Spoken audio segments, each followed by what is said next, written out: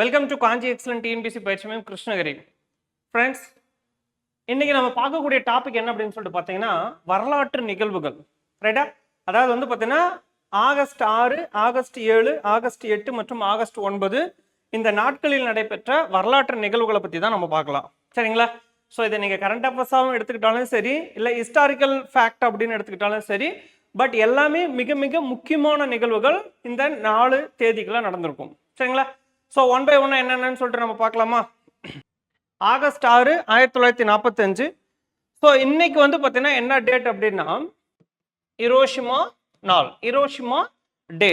ஓகேவா?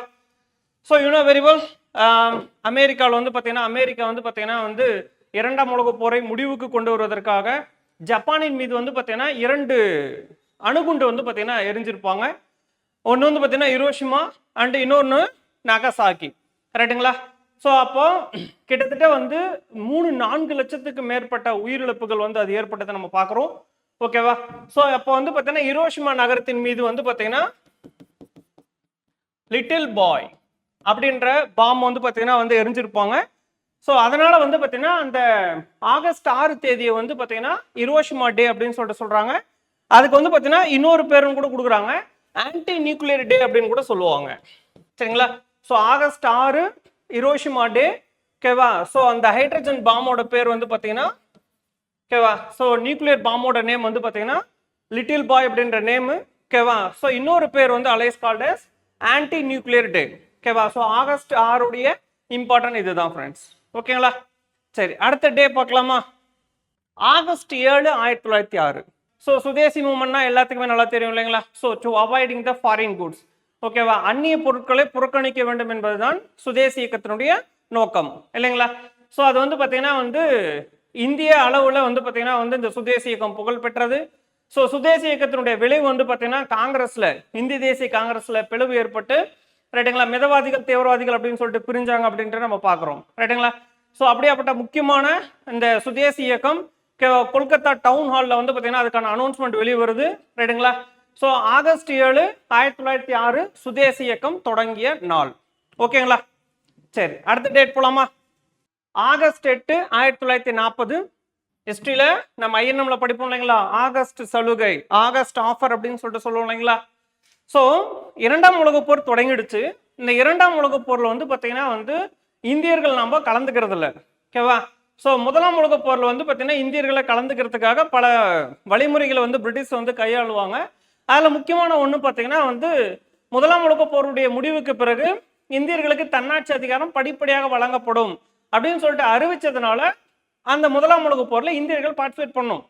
ரைட்டா? இப்போ 2ஆம் உலகப் போர் அகைன் 1939 ஸ்டார்ட் ஆயிடுச்சு. ஸோ இப்பயுமே வந்து பார்த்தீங்கன்னா வந்து நம்மளை டிஸ்கஸ் பண்ணாமல், இந்தியர்களை கலந்தாலோசிக்காமல் இந்தியாவில் பார்ட்டிசிபேட் இந்த செகண்ட் வேர்ல்டு வார் அப்படின்னு சொல்லிட்டு பிரிட்டிஷ் அனௌன்ஸ் பண்ணதுனால நாம் என்ன பண்ணுவோம், அனைத்து மாகாணங்களிலும் ஓகேவா ஆட்சியில் இருந்த காங்கிரஸ் வந்து விட்ரா பண்ணாங்க, ராஜினாமா பண்ணாங்க. இன்க்ளூடிங் மெட்ராஸ்ல வந்து பார்த்தீங்கன்னா வந்து ராஜாஜி தலைமையிலான ஆட்சி வந்து பார்த்தீங்கன்னா விட்ரா பண்ணாங்க அப்படின்னு சொல்லிட்டு நம்ம பார்க்குறோம். ஸோ அதை கூட வந்து டே ஆஃப் டெலிவரன்ஸ் ஓகேவா முஸ்லீம் லீக் கட்சி வந்து விடுதலை நாளாக கொண்டாடியது அப்படின்னு சொல்லிட்டு நம்மளாம் பார்க்குறோம் இல்லைங்களா?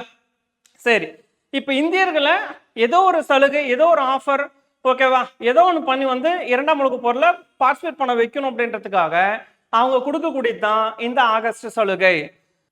ஓகேவா? ஸோ அதிக அளவிலான இந்தியர்கள் வந்து பார்த்தீங்கன்னா வைஸ்ராய் நிர்வாக குழுவில் இணைக்கப்படுவார்கள் அப்படின்னு சொல்லிட்டு சொல்றாங்க. ஸோ இந்த சலுகையை சொல்றது தான் ஆகஸ்ட் சலுகை அப்படின்னு சொல்லிட்டு நம்ம பார்க்குறோம். இந்த ஆகஸ்ட் சலுகை வந்து நம்ம வேண்டாம்னுறோம். ஓகேவா? ஸோ இந்த ஆகஸ்ட் சலுகை தோல்வியில் போய் முடியுது. அதை தொடர்ந்து தான், இந்த தோல்வியை தொடர்ந்து தான் வந்து பார்த்தீங்கன்னா காந்தியடிகள் தனிநபர் சத்தியாகிரகத்தை தொடங்குறாரு, இண்டிவிஜுவல் சத்தியாகிரகத்தை ஸ்டார்ட் பண்றாரு. ஓகேங்களா? So August 8, 1940. ஓகேவா? நெக்ஸ்ட் அடுத்தது ஆகஸ்ட் 8, 1942. ரைட்டுங்களா? இந்திய சுதந்திர போராட்ட காலத்தினுடைய மிக மிக மிக முக்கியமான ஒரு நாள் அப்படின்னா ஆகஸ்ட் 8, 1942. ரைட்டுங்களா? ஸோ என்ன பாருங்க, வெள்ளையனே வெளியேறு இயக்கம் தொடங்கப்பட்டது. சரிங்களா? ஸோ பாம்பேல குவாலியர் குளக்கரையில் வந்து பார்த்தீங்கன்னா மிகப்பெரிய மாநாடு, மிகப்பெரிய கான்ஃபரன்ஸ் வந்து பார்த்தீங்கன்னா நடைபெறுகிறது. இந்திய அளவில் உள்ள அனைத்து காங்கிரஸ் தலைவர்களும் வந்து பார்த்தீங்கன்னா அதில் பார்ட்டிசிபேட் பண்ணுறாங்க. ரைட்டுங்களா?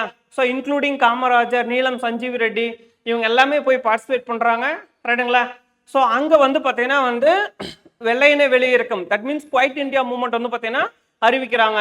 ஸோ வெள்ளையனே வெளியேறு இயக்கம் தொடங்கிய நாளுமே ஆகஸ்ட் 8 1942, ரைட்டுங்களா. ஸோ அந்த பாம்பே குவாலியர் டேங்க் வந்து பார்த்தீங்கன்னா வந்து அந்த கான்ஃபரன்ஸ் முடிச்சுட்டு காமராஜரும் நீலம் சஞ்சீவ் ரெட்டி அவர்களும் வந்து பார்த்தீங்கன்னா ட்ரெயினில் வந்துட்டு இருப்பாங்க. ஸோ அப்போ வரும்பொழுது தான் வந்து காமராஜரை அரெஸ்ட் பண்ணுறதுக்கு வந்து ரெடியாக காத்துக்கிட்டு இருப்பாங்க போலீஸ் ஆஃபீஸர்ஸ். ஸோ உடனே காமராஜர் வந்து பார்த்தீங்கன்னா வந்து காட்பாடியில் இறங்கிட்டு அங்கேருந்து தரைவழி மார்க்கமாக மதுரை டன் விருதுப்பட்டி விருதுநகரை போயிட்டு ரீச் பண்ணுவார். ஏன்னா போகிற வழியில் எல்லாமே வந்து பார்த்தீங்கன்னா எப்படியெல்லாம் போராட்டத்தை வந்து பார்த்தீங்கன்னா தயார்படுத்தணும், எப்படியெல்லாம் வந்து நடத்தணும் அப்படின்னு சொல்லிட்டு அதற்கான வழிமுறைகளை வந்து சொல்லி கொடுத்துட்டு போகிறதுக்காக தான் அவர் கைதிலிருந்து வந்து பார்த்தீங்கன்னா அந்த டெம்பரரி பீரியடில் தப்பிக்கிறதுக்காக அவர் வந்து காட்பாடி ஜங்ஷனில் இறங்கிட்டு அங்கேருந்து வந்து பார்த்தீங்கன்னா வந்து ஏன்னா மதுரையில் ஓகேவா இப்போ ரயில்வே ஸ்டேஷனில் ரெடியாக காத்துக்கிட்டு இருக்காங்க, காமராஜர் வந்து அரெஸ்ட் பண்ணிடலாம் அப்படின்னு சொல்லிட்டு. ஸோ அதற்காக வந்து பார்த்தீங்கன்னா அவர் தரவேலை மார்க்கத்தை மேற்கொண்டாருன்னு சொல்லிட்டுலாம் நம்ம பார்ப்போம். அப்போது இந்த என்ன சொல்கிறது, வெள்ளையனே வெளியேறு இயக்கத்தினுடைய மிக முக்கியமான ஒரு தலைவராக தமிழ்நாட்டில் வந்து பார்த்தீங்கன்னா காமராஜர் காணப்பட்டார், ரைட்டுங்களா. அதுக்கப்புறம் அவரே வந்து பார்த்தீங்கன்னா போலீஸ் அவர் வச்சு சரண்டர் ஆயிடுவார், ஓகேவா.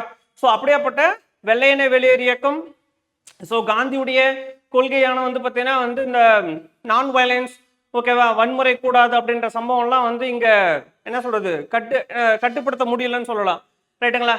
ஸோ பிரிட்டிஷுடைய சப்ரசிவ் ஆக்ஷன்ஸ், ஓகேவா. ஸோ ஏறத்தாழ 15,000 20,000 மக்கள் வந்து பார்த்தீங்கன்னா வந்து இந்த வெள்ளையனே வெளியேறு போராட்டத்தின் பொழுது கொல்லப்பட்டனர் அப்படின்னு சொல்லிட்டு நம்ம பார்க்குறோம். ஸோ வயலன்ஸ் வேர் எரப்டட் இன் மெட்ராஸ், ஓகேவா. ஸோ பக்கிங்காம் தொழிற்சாலை, மெட்ராஸ் போர்ட் எல்லாம் அடிச்சு நொறுக்கியிருக்காங்க அப்படின்னு சொல்லிட்டு நம்ம பார்க்குறோம், ரைட்டுங்களா. ஸோ அப்படியாப்பட்ட குவைட் இந்தியா மூவ்மெண்ட், ரைட்டுங்களா. ஸோ காந்தியுடைய டூ ஆர் டை, அதாவது வந்து பார்த்தீங்கன்னா செய் அல்லது செத்துமடி அப்படின்னு சொல்லிட்டு அந்த ஃபேமஸான ஸ்லோகன்லாம் எரப்ட் ஆனது இந்த வெள்ளையனே வெளியேறு இயக்கத்தில் தான், சரிங்களா. ஸோ வெள்ளையனே வெளியேறு இயக்கத்தினுடைய அந்த போராட்டத்தினுடைய காரணம் என்ன அப்படின்னு சொல்லிட்டு பார்த்தீங்கன்னா 2 முக்கியமான ரீசன்ப்பா. ஒன்று வந்து பார்த்தீங்கன்னா வந்து ஃபெயிலியர் ஆஃப் கிரிப்ஸ் மிஷன் சொல்லுவாங்க, ஓகேவா. 1942 கிரிப்ஸ் மிஷன் சொல்லிட்டு ஒரு மிஷன் வரும், அதனுடைய தோல்வி. 2வது ஜப்பான் வந்து பார்த்தீங்கன்னா இந்தியாவை தாக்கும் என்ற ஒரு அச்சம். ஸோ இந்த 2 காரணத்துக்காகத்தான் வெள்ளையனே வெளியேறு இயக்கம் தொடங்கப்பட்டது, ரைட்டுங்களா. ஸோ ஆகஸ்ட் 8 1942 அவ்வளோ ஒரு முக்கியமான ஒரு நாள், ரைட்டுங்களா. இன்னும் ஒரே ஒரு டேட் இருக்கு, அதையும் பார்த்துடலாமா. ஆகஸ்ட் 9 1945 நாகசாகி தினம், ரைட்டுங்களா. யுஎஸ்ஏ த்ரோ பண்ண 2 அணுகுண்டு, ஒன்று லிட்டில் பாய் ஹிரோஷிமா நகரத்தின் மீது, ஃபேட்மேன் என்ற பாம் வந்து பார்த்தீங்கன்னா நாகசாகி நகரத்தின் மீது எரியப்பட்டது, ரைட்டுங்களா. ஸோ அவங்க சொல்றது வந்து பார்த்தீங்கன்னா ரீசன் என்ன, நாங்கள் இந்த வேலையை செய்யலை அப்படின்னா 2ஆம் உலகப் போர் முடிவுக்கு வந்திருக்காது, அதனால தான் வந்து பார்த்தீங்கன்னா நாங்கள் இந்த வேலையை செஞ்சோம் அப்படின்னு சொல்லிட்டு யுஎஸ்ஏ வந்து சொல்லுவாங்க, ரைட்டுங்களா. இதனுடைய விளைவு இப்போ ஜப்பான் வந்து சரண்டர் ஆயிடுவாங்க, ரைட்டுங்களா. அப்போ இதனுடைய விளைவு என்ன ஆகுது அப்படின்னு பார்த்தீங்கன்னா நம்மளுடைய ஐஎன்ஏவும் சரண்டர் ஆயிரும், சரிங்களா. இந்தியன் நேஷனல் ஆர்மி, ஓகேவா. ஸோ நேதாஜி அவர்கள் தலைமையேற்ற இந்திய தேசிய ராணுவமும் வந்து பார்த்தீங்கன்னா அப்போ சரண்டர் ஆயிரும். ஏன்னா ஜப்பானின் மூலமாக கிடைத்த அந்த ஆயுத உதவிகள் எதுவும் ஐஎன்ஏக்கு கிடைக்காது, அதனால வேற வழியே இல்லாமல் நம்ம ஐஎன்ஏ ஆல்சோ சரண்டர்ட் அப்படின்னு சொல்லிட்டு நம்ம பார்க்குறோம், ஓகே ஃப்ரெண்ட்ஸ். ஸோ இதுதான் ஆகஸ்ட் 6, 7, 8, 9 தேதிகளுக்கான வரலாற்று நிகழ்வுகள், ஓகேங்களா. மீண்டும் அடுத்த வீடியோவில் சந்திக்கலாம். Thank you friends.